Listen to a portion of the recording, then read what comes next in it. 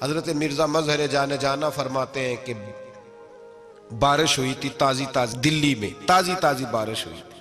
ایک بابا لکڑی کے جوتے پہنے کھڑا ہوں، اللہ اللہ اللہ، اسی کسے دے کچھ بھی نہیں لگ دے، نہ کوئی ساڈا دردی. بابا مست ہو کے جا رہا، اللہ اللہ کرتا جا رہا. ایک طوائف اپنے کوٹھے سے اتر کے تو سیڑھیوں پہ بیٹھی تھی، ساتھ اس کا یار بھی بیٹھا تھا.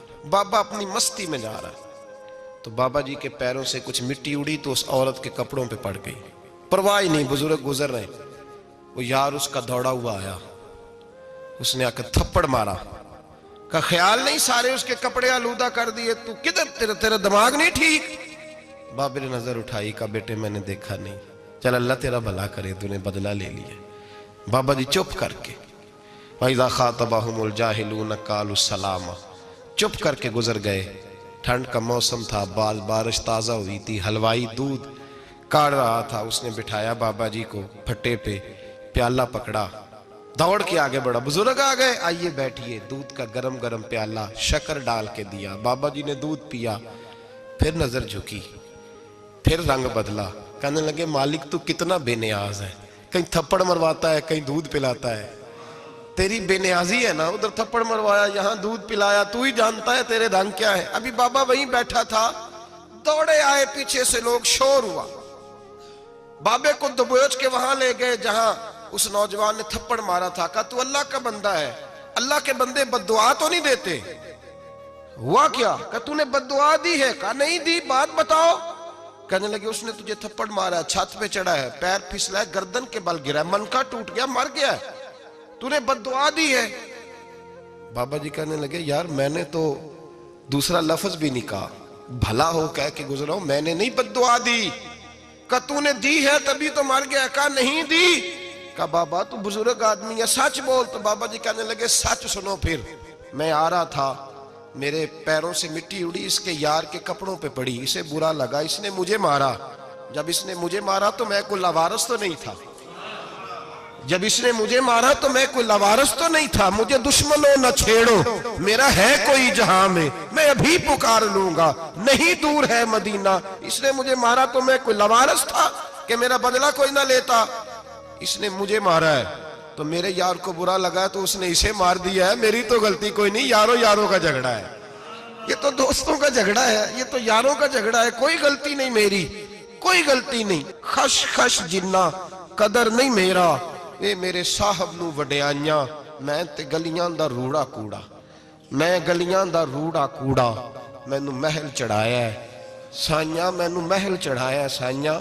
فرمایا اس نے مجھے لوارث سمجھا تھا کہ تھپڑ مار کے گزر جائے، میرا کو پوچھے گا ہی نہیں. میرے رسول پاک علیہ السلام کے بارے میں رب فرماتا ہے ابھی میں تو تیرے ہوتے ہوئے کافر کو سزا نہیں دیتا کہ تو موجود ہے.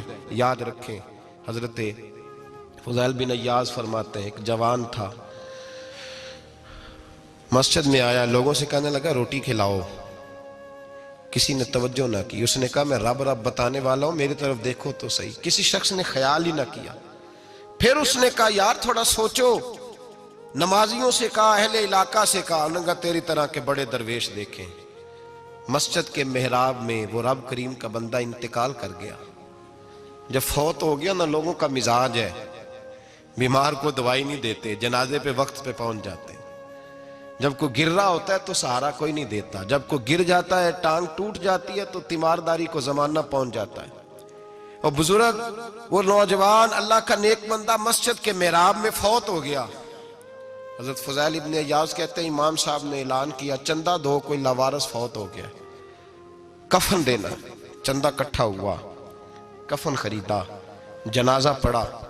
عشاء کے بعد دفن کر کے آئے. فجر کی نماز کے لیے جب امام اور مؤذن مسجد میں آئے تو چیخیں مارنے لگے، تڑپنے لگے. دور دور تک آوازیں پھیل گئی، دنیا دوڑی آئی. کیا ہوا؟ کہنے لگے وہ جو تم نے کفن پہنایا تھا وہ یہاں پڑا ہوا ہے، اور دیکھو کفن پہ تحریر لکھی ہے. تحریر کیا ہے؟ عرش کے مالک نے فرمایا میرے دوست نے روٹی مانگی، تم نے دی نہیں. اس نے تمہیں میرے قریب کرنے کے لیے اپنی طرف توجہ کرائی، تم نے کی نہیں. اور میرا یار تمہارے کفن کا محتاج تھا، سنبھال کے رکھو اپنا کفن، میں نے اسے جنت کا لباس عطا فرما دیا.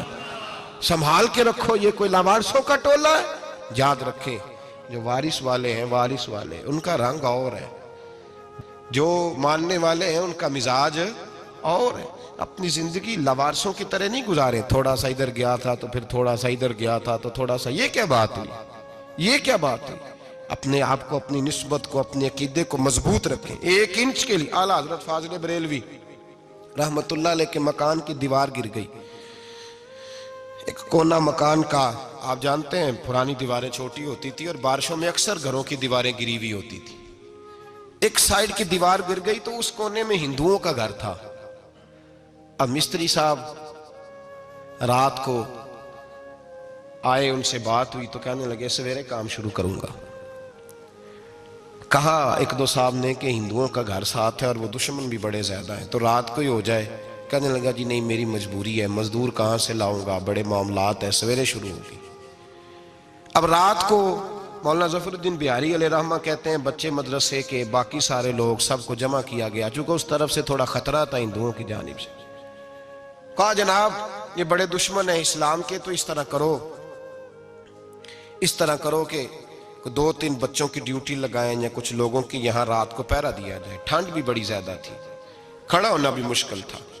اعلیٰ حضرت رحمت اللہ علیہ عشاء کی نماز کے بعد جلدی حجرہ خاص میں تشریف لے جاتے تھے۔ اس رات جب دیکھا نا باہر شور ہو رہا ہے تو اسی طرح سر پہ ایک رومال لپیٹا تو باہر آ گئے، کہنے لگے کیا شور ہے؟ کہ حضور سردی ذرا زیادہ ہے تو یہاں کسی کی ڈیوٹی لگانی ہے پہرے کی۔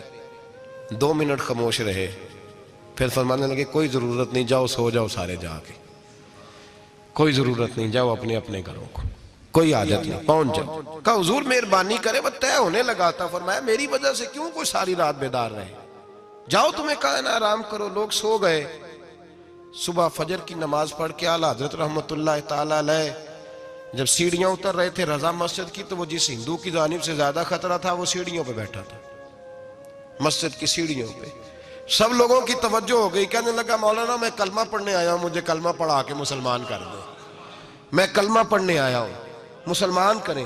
لوگوں کی توجہ، اعلیٰ فرمانے لگے نہیں ابھی تو انتظار کر، تھوڑی دیر کے، اچھی طرح سوچ لے، جذباتی فیصلہ نہ کر کہ تو آ رہا ہے۔ یہ کہہ کے جب 2 سیڑھیاں نیچے اترے اس کے پاس سے تو اس نے پیر تھام لیے، کہنے لگا اب ایسے تو نہ کرو، رونے لگا۔ اعلیٰ حضرت رحمت اللہ نے کلمہ پڑھایا، کچھ باتوں کی نصیحت فرمائی، تشریف لے گئے۔